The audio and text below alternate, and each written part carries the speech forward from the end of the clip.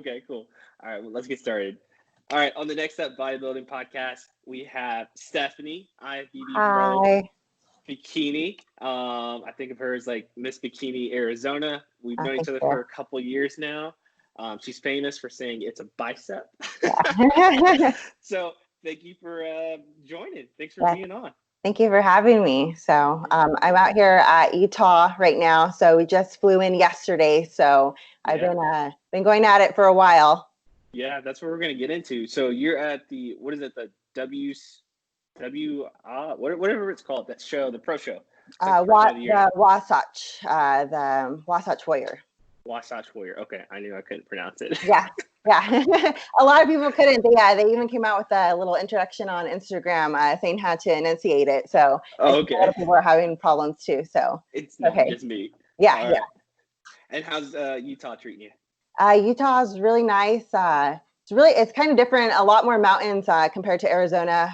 Similar weather, but not as hot. I think Arizona right now is about to hit 120. So I'm happy I'm not there right now. So yeah. And then it's about cool 80s. So perfect weather for me. Yeah, I remember one of the first times I got to Phoenix. I think it was August when I first moved. Okay. It was probably like a week before I met you guys, you and Bo. Yeah.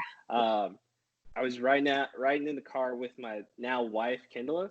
Yeah. And the dash read 114 degrees. Yeah. Now I'm from Texas, so I'm used to it being hot. Yeah. Like, it mentally never registered the entire day. I'm like, how is it 114 degrees outside? Yeah, no, it's I don't know. I think you just get acclimated to it for a while. Yeah. And I don't even like cold weather, so anywhere warm's perfect for me. Okay, awesome. Well, Utah in the summer, great place. Yeah.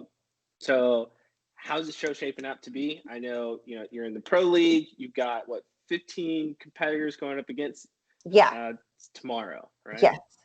So I'm really nervous. I haven't been on stage for almost a year, so it's been a while. It's just and then with each season, the competition changes, so it's just criteria, like subtle changes here and there. So I'm just trying to make sure that I peak for a show once. Yeah. That's always the hardest part, right? Yeah. You don't want to be that person that looks better the next day. Yeah. So it's I think past preps, it's my conditioning that has always thrown me off. So hopefully I brought in just the right amount for my division, and we'll see how it goes tomorrow.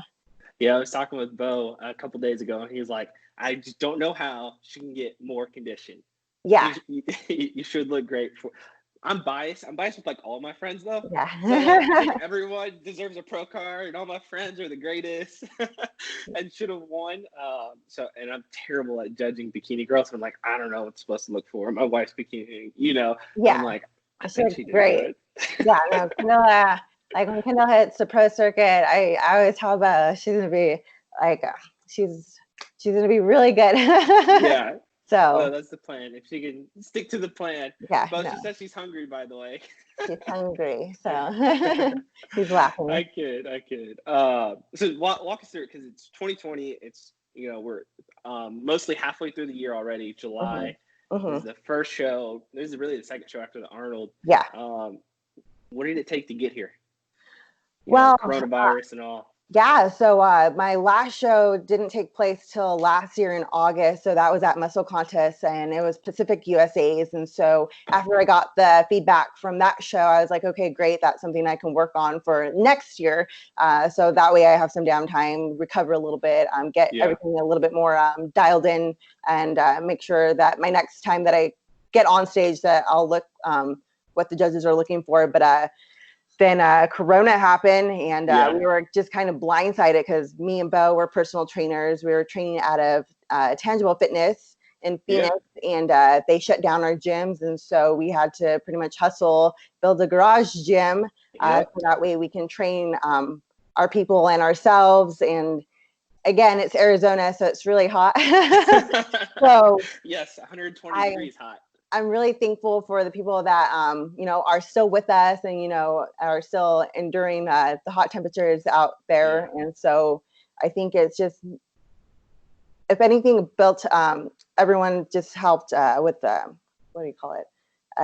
It just helped build their mental toughness in a sense. And so it kind of sucked. And then everything was getting a little bit better. and another shutdown. And so I think before the first shutdown, I was getting ready for my show because I was planning on competing in was it like World Clash, and I think that was in and I think that was in March or April. Yeah, and we were planning on joining you guys. Yeah, so I was getting ready. I started prep in the beginning of January. I was getting shredded, and then I was 4 weeks out, and then the first shutdown happened, and then I was like, okay, so what's next? Do I hold this conditioning? Because you don't know, and so I still continued on, and I think middleweight stress kind of got to me, and I kind of started stress eating. So that's one of the things I have to be very particular about, is just watching my habits and when my anxiety levels go up, because that affects me greatly. And I think when everything kind of settled down a little bit, we were like, okay, what show's going to happen? And so thankfully, I was planning on for another show, but everything keeps changing back and forth. So it was kind of hard, but this show, the Wasatch Warrior, thankfully happened. So here I am, and I was 6 weeks out when I realized I was in like full blown prep. Because again, I've been prepping since January, and so I've been bouncing back and forth and decide, like, do I come in leaner? Because again, as a female, it's to get down to essential body fat levels, you can only do that for a short amount of time before it has long-term effects. And so for me to do it safely, I had to put on body fat, cut back down, put on body fat, cut back down. So that was, again, a long period of time. And so I think it was like 6 weeks out, I realized, okay, like, oh, the show is actually happening. And so I had to really buckle down, and it was like, this had to be the most toughest prep that I've ever been in, especially with everything going on. And I'm really thankful for the support system that I do have, because if I did not have them, I don't think I would have been able to get through this prep, just from a mental aspect, because there's just times and periods where, like, you just want to give up. And but I love bodybuilding so much, so I just have to. Yeah, Seth, don't make me cry. Sorry, but I do love. Man, I don't cry in, like, public. Sorry. And I love it. I love bodybuilding. This is what gets me up in the morning every day, and I don't see my life anything without it. And so I'm really thankful for the promoters and the whole organization, the IFBB, for allowing us to still compete with everything going on. And so I'm just happy that I get to go on stage tomorrow and present a package that I worked really hard for. Let's talk about that a little bit more. It's like I turned pro last year with your guys' help and support, for sure. Like, just that helping me with the mental fortitude. It's like, keep doing it. You're so close, David. I remember those talks and helping me take progress pics and just all the guidance. But like, I think that's one thing during this time is people sometimes realize, and they don't realize, is like how much, these activities that we do that are extracurricular, bodybuilding really does affect our life. And like, you guys have built your life around it, right? Yeah, pretty much. I wake up, I train people, I train myself, and then everything around my whole entire daily schedule is just structured around bodybuilding. But that's because I set it up that way, just because I love it so much, so. Yeah, I love you guys, because you guys are like, you guys are like some of the biggest fans of bodybuilding. Even you as a bikini competitor, like, I've been to your house. You guys have pictures of Arnold hanging around everywhere. Everywhere. You're a fan of the sport and not just your division, which, I don't know, maybe as a guy, I have this misconception that bikini girls only care about bikini girls. But like, I've seen you like watch videos of Blood and Guts, right? Dorian Yates' video. Like, you guys love Ronnie Coleman. Bo. So Bo, my first introduction into bodybuilding, I went to one of Bo's shows, and I kind of liked it. And then he showed me all these bodybuilding documentaries.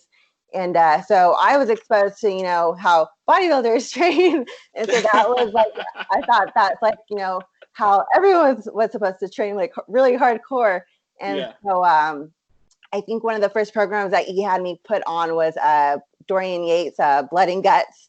And so just imagine me, never, not athletic in my whole entire life. And this is the first workout program that I have to do. So it was I think that's what kind of built my mental toughness, you know, so, but yeah, no, we love bodybuilding, everything about it. Yeah. And, I've got to meet in people even before I turned pro, athletes in my sport that I look up to. And so it's just great to see like where I'm at and where they're at now. And so hopefully I can keep growing as an athlete and continue on. Yes, ma'am. Yeah. So what was your background before you turned pro in athletics? Nothing. I think my mom tried to get me to do sports when I was younger, just so that way I can learn to be a little bit more interactive because I am shy, and so she had me do track and field. But again, I was really small. I wasn't eating enough, and so I was borderline anemic. And for you to do any type of sport, you got to make sure your nutrition's on point to start with. And so I never excelled at any sport. I was super underweight my entire life, and so. One day I met my honey at a Halloween party, and then oh really? Yeah. We met at a Halloween party. He was going to school for his major, which is exercise and wellness, and so I was his guinea pig, and he kind of put a lot of programs and trained me, and throughout time I got to where I'm at today. So that's awesome. Yeah. And what was that first show like? Because you mentioned like you went to one of Bo's shows. Yeah. And Bo's your honey and your coach, right? So you went to a show and then you just kind of like fell in love with like what aspect?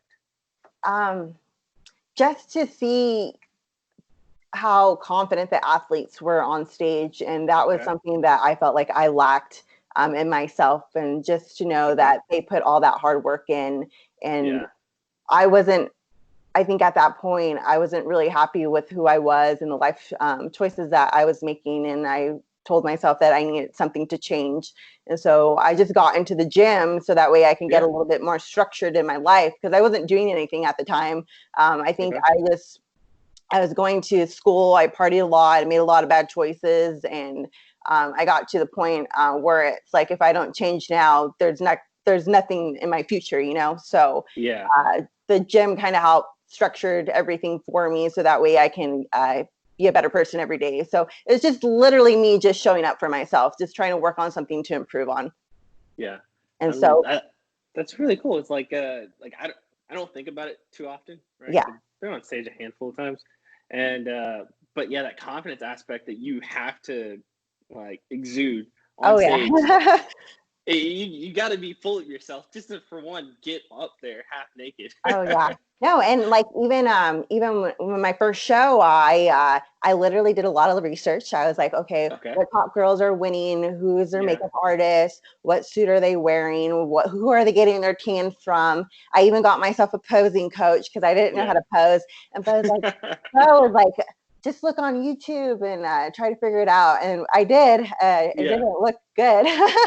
So I was like, I think I need a posing coach. And thankfully I was able to find one. And so my first show, I didn't know what to really expect. Because again, I was super shy. I still am shy, but I think I've grown since then. But I really didn't have any expectations. I was like, okay, I trained for my first show. I felt like I could have been a lot leaner, but again, it was my first show, so I was like, you need to chill. Your very first show.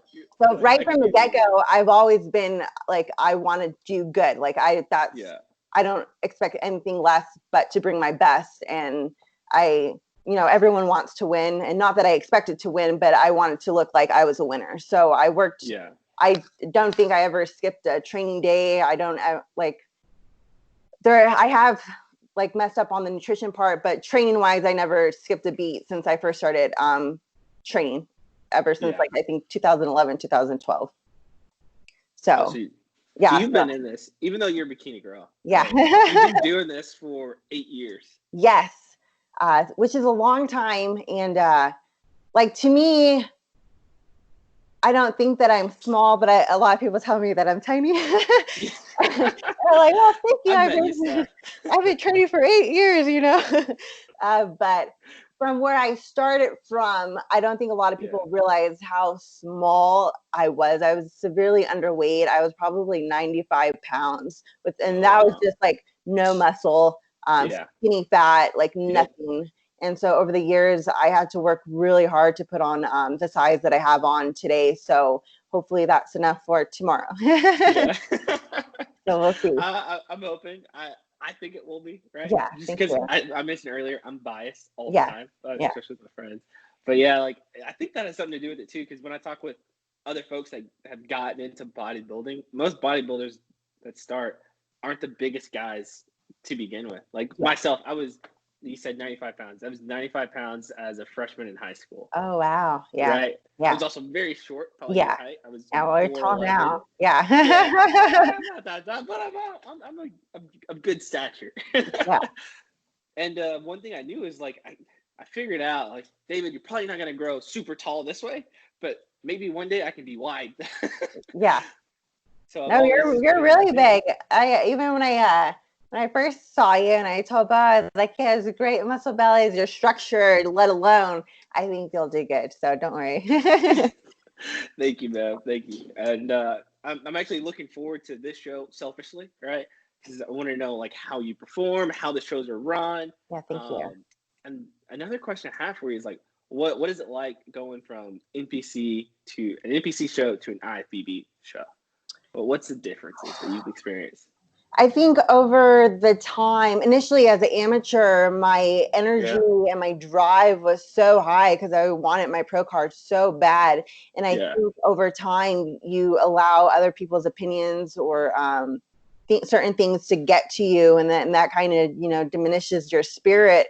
But you can't lose sight of why you started to begin with, And so over the years, I had like my drive was so high. I remember like I was willing Yeah. to do anything, like anything to live. Like, I didn't care. But Yeah. I think in itself, like I grew as an athlete because you kind of learn certain things about yourself while you're going through prep. And I saw a lot of stuff that I didn't like about myself. And I was like, okay, so my next show, how can I respond or react better? So that way I'm not like, a crazy competitor Zilla, so throughout time you kind of learn. And then I think now as a pro,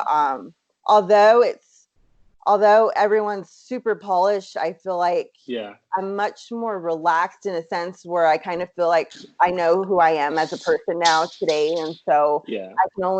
I can only worry about myself. I think as an amateur, I was worried about like other competitors who were showing up. Yeah. And now I think today I'm just like, I just want to make sure I bring my best. I have no control over what other people are doing, so I gotta ask this. Like we talked about pre-pro, now you're a professional bodybuilder. Yeah. Are you like becoming that person you thought you would be now, or hoped for, or expected? Because like we talked about confidence and how you weren't that confident, you were smaller stature, skinny fat, and then like I see you now, and to me, you're not shy. You're just very determined in the gym and super focused.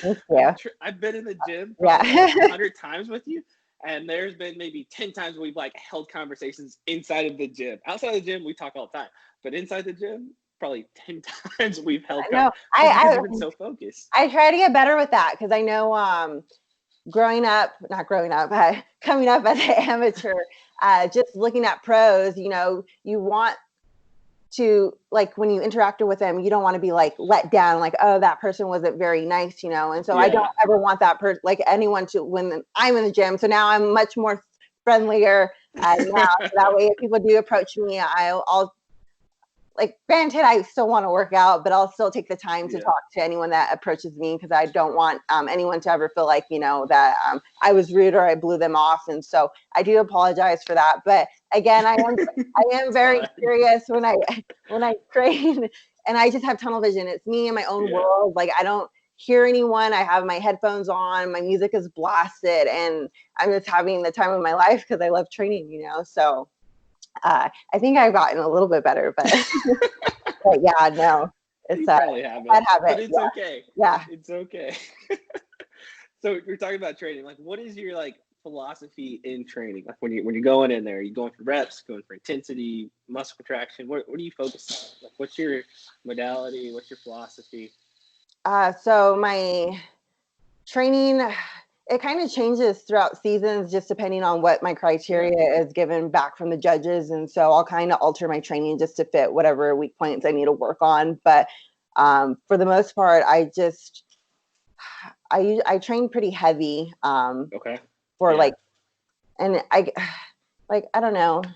I know it's a hard question. I'm not like a power lifter, but I do train to push myself every time I go in. And so I just want to make sure that I'm able to get a decent amount of weight with good form. Because I think back then as an amateur, I used to lift really sloppy. And then I was like, I look back and I was like, oh, why was I lifting like that? You know, because that's Branch Warren. It's just a waste of time. You're not even getting a full range of motion. So you're not even like, you know, growing anything. You're just, I don't even know what I was doing, but my form's much better now. And so because of that, I've seen physical improvements. And so I try to push around like moderate heavy weight with 10 to 12 reps, 3 sets, and usually, and then I train 6 times a week. So I break everything apart. Wow. So, and then I do cardio on and off season. So when I'm in prep, and then when I'm not on prep, I'm still doing cardio. So that way, just because I know what my habits are, and if I'm slacking in any area, then there goes all my progress, you know? So I have to make sure I'm a little bit more on top of everything. You train 6 days a week? Yeah. What does your split look like? It's glutes. No, no, I wish. My legs grow too much. They respond too well. One of the most problematic areas I've always had was my upper body, ever since I was an amateur, and it's just because of my structure. And so I have to work a little bit harder in that area. And so my training style, I have 4 upper body days and just 2 leg days. Wow. And so upper body, it's back, and then the other 2 are shoulders, and then leg day is a free for all. So mainly glutes and hammies. So not a lot of quad because the division I'm in. So Sorry, over. Man, that split reminds me of mine. Yeah. Very minimal leg days. No, and like again, my legs just respond too well. And so I really I love training my legs. I love deadlifting, anything that I could pick up heavy, you know. But again, that will cause a lot of muscle growth. So I can't do as much as I would like. But when I am given a fun day to train, I'll do nothing but deadlifts. So Gotcha. Okay. So you're talking about responsiveness in your legs, predominantly your quads. Would you ever let them grow and jump up to wellness, or? I think when the division first came out, I was like, perfect. And then I was like, wow, they have wellness now. They have amazing legs. I love the legs. And he's like, no. He shut that down real quick. It's just my structure. I'm too petite, where these girls, they're a little bit more broader than me, especially in the hips as well. And so I don't think structurally I would do well in that division versus bikini. So I love the division. If I had a slightly bigger bone structure, I would totally hop in. But just because of how, you know, I'm made, how God made you. Yeah. How God made me, I think it's best I stay in bikini. So I don't know, that topic comes up with everyone I talk to. It's how they came to their division. And it's hard for some people. They're like, I want to do this, or I want to be bikini, or I want to do physique. And it's like, well, that's not really how God made you. Yeah. And it sucks too, because when I first started bodybuilding, I was like, I want to put on as much muscle as I can. And it's really hard because when Bo's training his clients and they come to our gym, and then again, this is another thing. Just pay attention to your division. Don't focus on other divisions, because they're going to have more detail than you, obviously, because they are much more muscular. And this is hard for me because I see a lot of his people and they're much more shredded. And I'm like, well, I'm not shredded like that, but I'm you know, so. Yeah. And he has a physique competitor, Monica. She looks amazing, amazing legs, and she's so shredded all the time. And feather quads. And so when I come in, I'm like, oh, I'm not shredded at all. But again, you just have to make sure you're focusing on your division. So exactly. And she's like the amount of muscle that Monica has. Oh yeah, and it just shows through. Yeah. Skin. It's not really fair to compare. Yeah. But she looks good. So She does. We love Monica and her treats that she always leaves at the gym.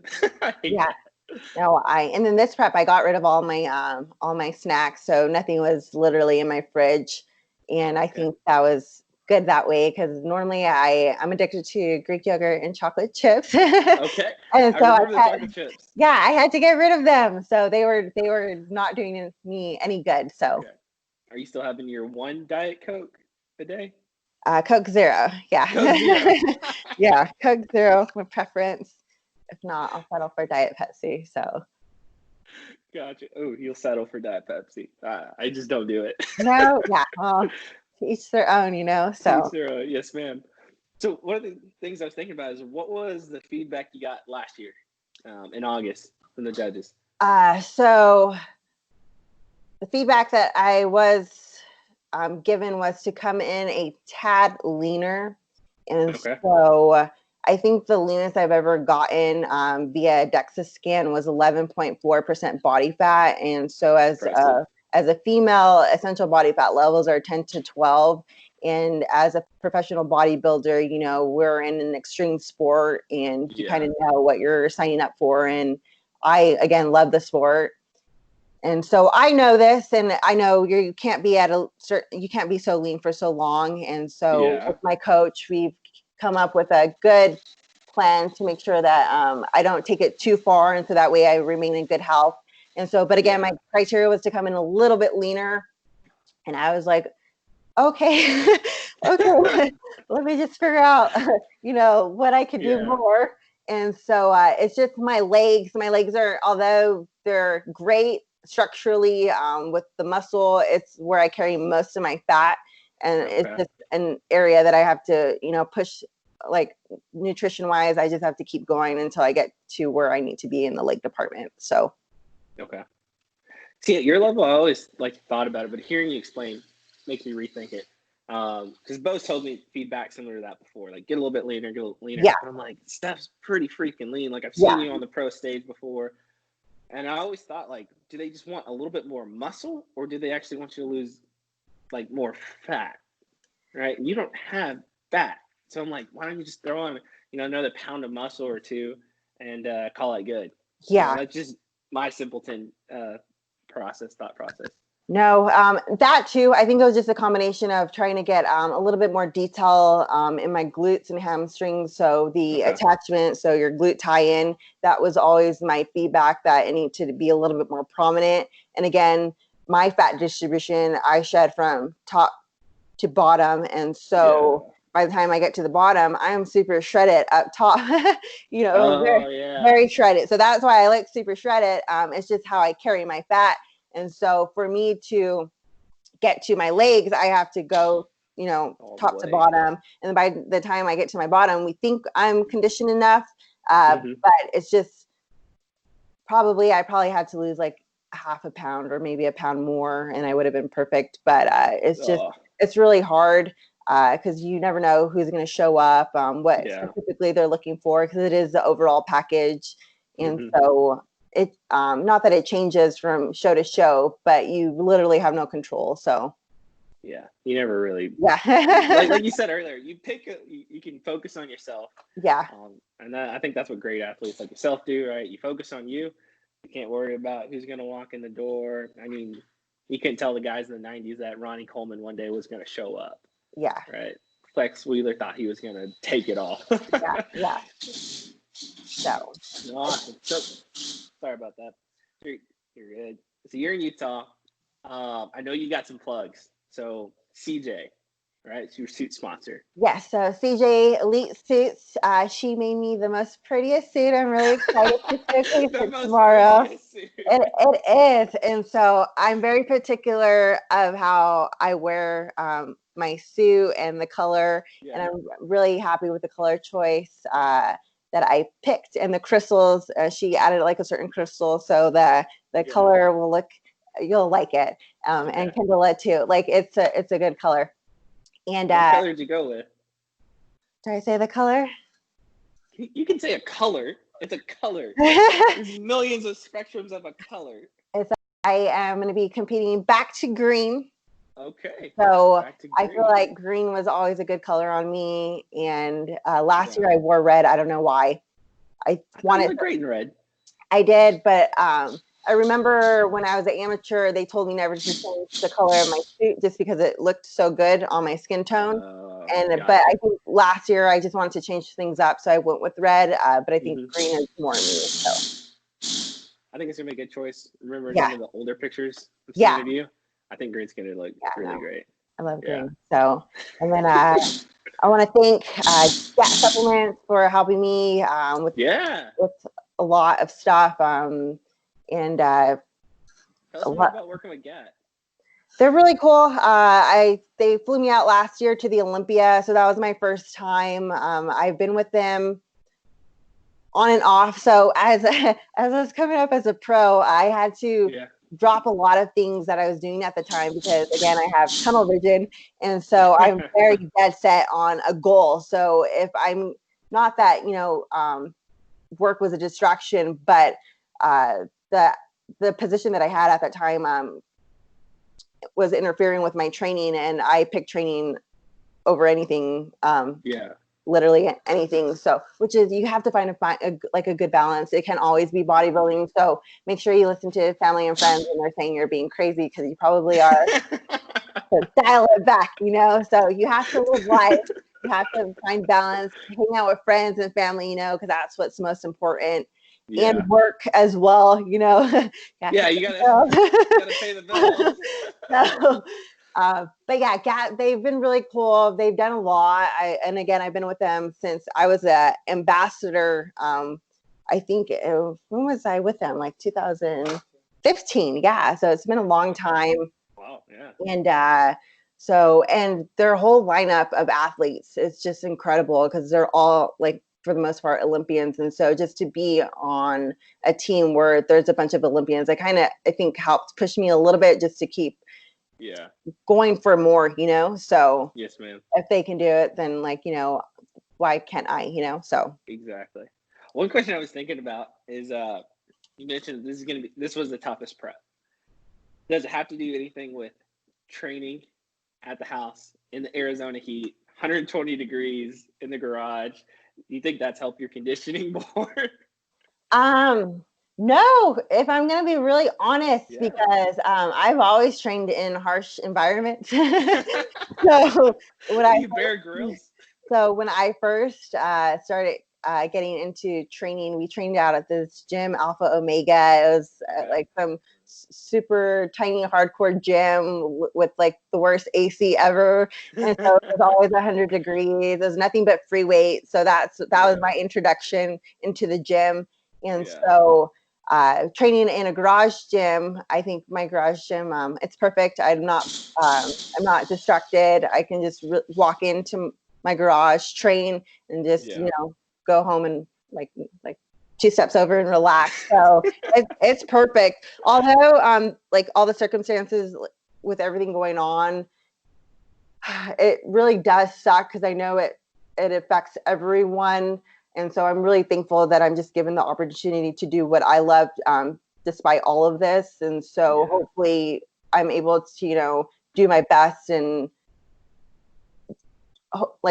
where I see myself is I want to get myself into a position where I'm able to give back to all those that, that helped me along the way. And so that's why I feel like I keep, competing. So not to make it feel like because again, I've done this for 8 years, and I don't want to be a pro where I just quit, because I feel like a lot of amateurs, they get their pro card and they stop competing. And it's like, granted, they may have had a different goal, or, everyone goes through their own journey, but I see myself at the Olympia stage. That's where I want to be. I always had smaller goals, but I always thought of like the bigger picture of where I want to end up. And so I'm not going to stop till I get there, so. Yeah. So it's for you, it's much bigger than just bodybuilding. Yeah. Okay. That's awesome. So, I think we all love that, like, respect that. Thank you. And I think it's just using your platform for good, and so it's just like, especially with everything going on, I feel like a lot of athletes do have platforms, and it's just like, how can we give back to the world to make it a better place? And it's like, not even, just, you know, giving light to certain issues, just putting that on your social media, like that can do so much. And just small steps, I feel like, as mankind, that we can do on our part, so that way everyone, you know, can feel somewhat a sense of belonging in the world. Because I feel like, not that there's a lot of hatred, but I just feel like, just be kind, you know. You don't know what like the person that you see walking by is going through. You don't know what their life experiences are, and so all you can do is just be kind to humans, you know. So I think Barney taught us that, right? Just be nice. Yeah, I used to watch Barney. We all did. This is my favorite show. And I had the VHSs. Barney was like, I had the doll. North Pole. You had the doll? Yeah. I had the doll. Yeah. I don't think I did. Cool. Yeah. So. No, I love it. Like, we focus a lot of our day and efforts on bodybuilding, but it's still bigger than bodybuilding. Yeah. I mean, you're in the gym for maybe 2 hours total per day for yourself. Yeah. Even if you work in a gym environment, training folks, but like there's still much more aspects to yourself as a person. You got families and friends. Oh yeah. So yeah, I really like that. And even this year, so yeah, I think I was so dead set on getting my pro card that I kind of lost sight of like other important things such as family and friends. And so time flew by because I've been going at it. I've been training since 2012. I didn't step on stage to 2015. I got my pro card at 2018. And now as a pro, it's 2020. And so here I am, you know, trying to compete with all the chaos going on. And it's just, I kind of, like, I saw people, like, I see people periodically, and so much of them has changed. And I'm like, whoa, like, what happened? Like, where have I been, you know? And so that kind of put, not that I put bodybuilding on the back burner, but I kind of had to, like, prioritize a little bit to make sure everything was a little bit more balanced. So that way I made sure family and friends didn't feel like I was neglecting them, because I feel like, again, it's okay to like be so like, what are you like serious about bodybuilding, but just don't, you know, forget about the ones that like help you get there, you know? So. No, I agree. Even for like us, like I think March was a good like kind of reset button. Yeah. Right. We kind of went off diet a little bit, had a little too much Whataburger. Yeah. Whataburger. But I was eating more salads and stuff at the same time.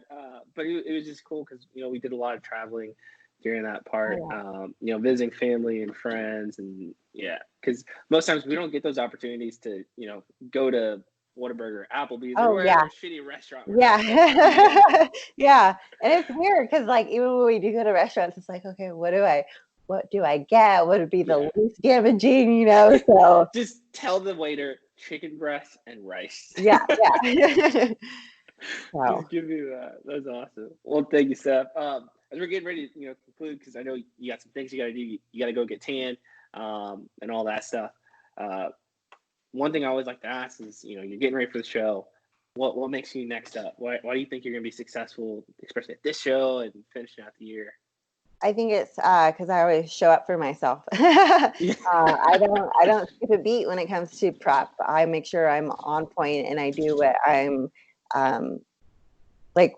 Whatever my coach tells me to do, I do it, you know? And so granted, ask questions, don't just do it blindlessly, but I think I've developed enough trust with my coach to know that he knows what he's doing and he knows how the body works. And so I love bodybuilding, and that's why I'm the next step. Okay, I love it. Any more plugs?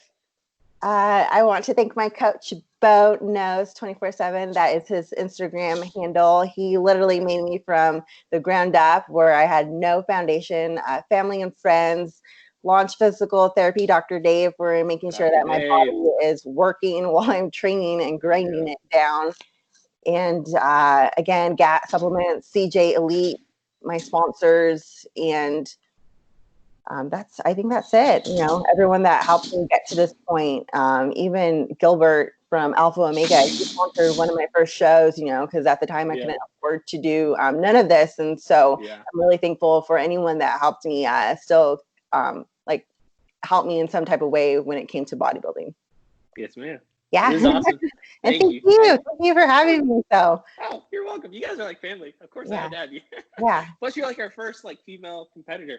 So Thank that's you. awesome. Yeah. Yeah. You have that title, and good job on the interview. I know this is your first like ever interview. Yeah. Like I was for so a job. nervous. You're fine. Thank Nothing to you. worry about. So thank you. Go out there, kill them, get your tan, get some rest, watch some cartoons, and yeah, looking forward to pictures and the live stream and the whole 9 yards for tomorrow. Yeah, make sure to spam Instagram. So thank you for everything. You're welcome. We'll see you later. All right, later.